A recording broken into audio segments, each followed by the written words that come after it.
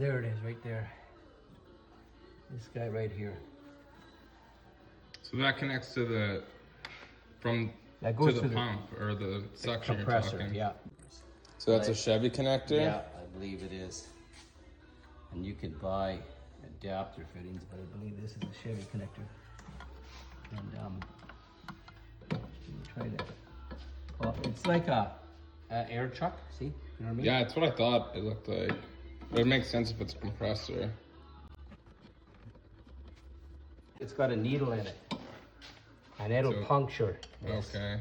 And then it'll allow the can to go into the system. So there's our pressure. Hard to read upside down. So it's saying that we got good pressure, but we have to start the car and start the compressor. When this compressor starts, that'll pull this pressure right down. Okay. Once it starts sucking it, it'll pull this right down, and we'll probably see it go really low. So then we're gonna turn this thing clockwise, and it'll puncture this seal, and this refrigerant will slowly bleed into the suction, and that'll raise the whole system. So start the car, maximum AC. You know how to do that? Yep.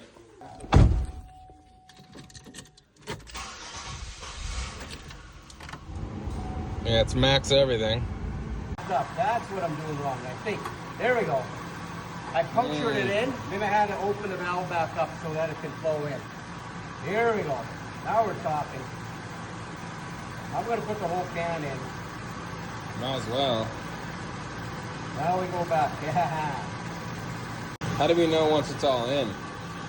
Well, we just leave it like this for 10, 15 minutes. Okay. Yeah. It's still cold. How long do they last normally? Well, normally if you don't have a leak, you never have to do this, but this obviously has a leak, so it should be good for the summer. That's all I need. Next summer throw another can in. I think they're only like 15 bucks for the can. So what this does is, that compressor would take this, it's a gas, right? And it'll compress it. So it's still a gas, but it's a high pressure.